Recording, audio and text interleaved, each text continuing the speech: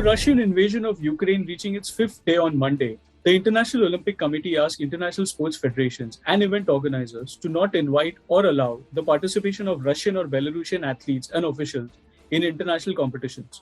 To understand the significance of this decision, I have with me Mr. Rob Koehler.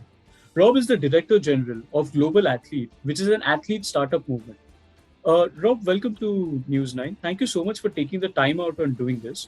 First of all, I was wondering if you could just talk to us a little bit about the role that Global Athlete is playing in amplifying the voice of the Ukrainian athletes to the world at this moment. Yeah, I mean, it's the role that we played year long, and since we've been started is often athletes find themselves in a very lonely place with no ability to bring truth to power and to amplify their voice. So when we saw what was going on in Ukraine, we did have some athletes reach out to us from the country, and we told them that we would lend our support and back them and make sure their voices would be heard and should be heard and tell their story. And that story is being told now. And I think the world is listening to these athletes, both through the pain they're going through and the resolve they're having in terms of standing up and protecting the country and demanding the International Olympic Committee and the International Paralympic Committee take serious action against Russia and Belarus. So I wanted to understand, you spoke about how the Ukrainian athletes are basically are standing up for themselves now and making their voices heard around the world. Is that what kind of forced IOC's hand at the moment? And not just the Ukrainian athletes. We are seeing a lot of fencers at the Cairo World Cup, making a stance, taking a very, very strong stance and not competing against the Russians. Just things like that.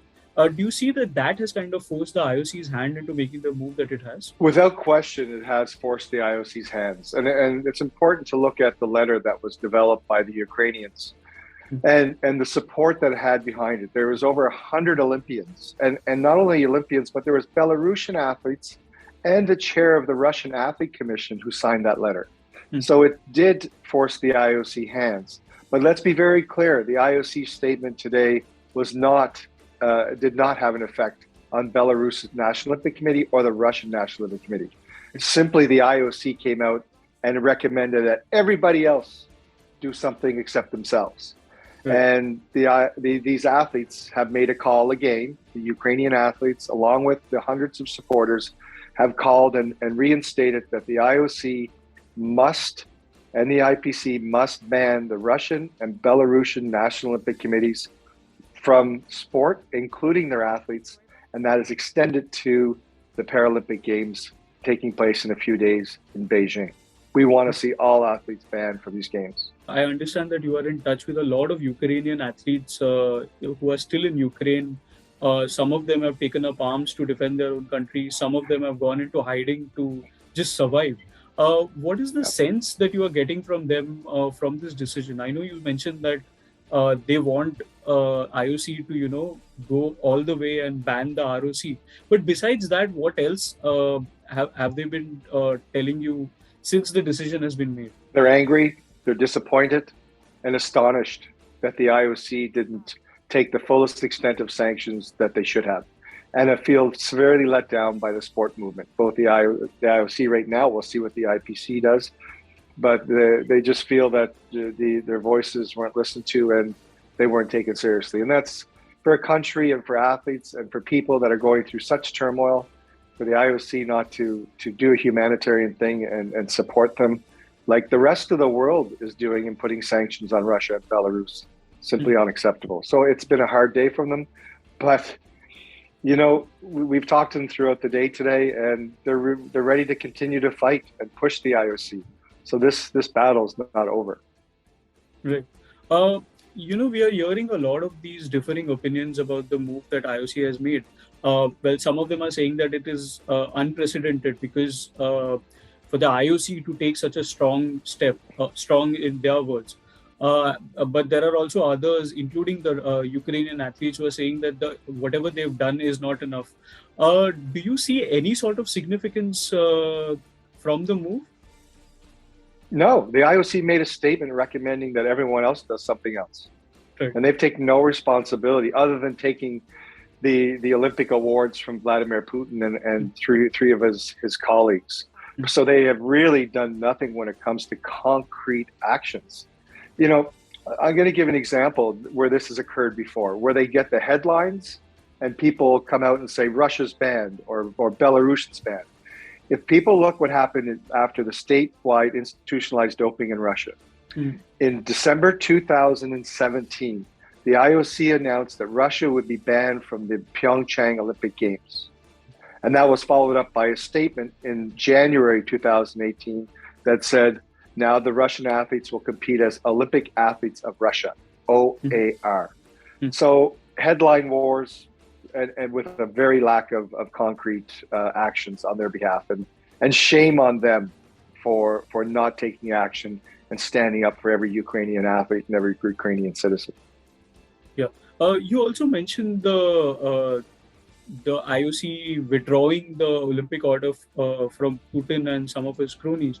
I wanted to understand, do you also see that as an empty gesture? Yeah, it's ceremonial nature. Vladimir Putin could not care less if he loses the Olympic order. You know, the key thing is here what Vladimir Putin does care about. And Lukashenko, the leader of Belarus, they do care about sport washing, and they do care that their Olympians and Paralympians, especially coming up in 2 weeks, in 2 days, that they will be in Beijing. And this will be extremely important for Vladimir Putin to tell the world and his country that our athletes are competing on the world stage. They're just buying into a regime that has used sport for political prowess. And the IOC knows that, but continues to favor Russian interests over athlete interests time and time again. Right. Just to sum this conversation up, I wanted to understand, how do you see this kind of playing over the next few weeks now that the Paralympics are also there? How do you see this playing over the next few weeks and the next few months? Well, I mean, I think we've seen at the Beijing Olympic Games 2 weeks ago, where the IOC was involved in turmoil after turmoil. And these issues have always been there, from scandal to scandal, but they just bubbled to the surface. And now by extension, we're seeing the International Paralympic Committee in the same boat. And what's happening is the Olympic brand, the confidence in the Olympics, people are losing interest. And we don't want to hurt sport. We want to help sport grow. But that can only happen when these two organizations, the IOC and the IPC, bring athletes as 50-50 partners to grow the sport and make decisions that are in the best interest of everyone, not just the IOC and the IPC. That's where we see the future. And finally, the sponsors, the broadcast rights holders, they need to start standing up and demanding change and more accountability from these organizations, because athletes continue to be used as pawns, they continue not listened to, and things have to change moving forward. All right. Thank you so much for your time, Rob. That was a great conversation and very insightful. And also thank you for whatever you're doing for the Ukrainian athletes. Pleasure. Thanks for having me.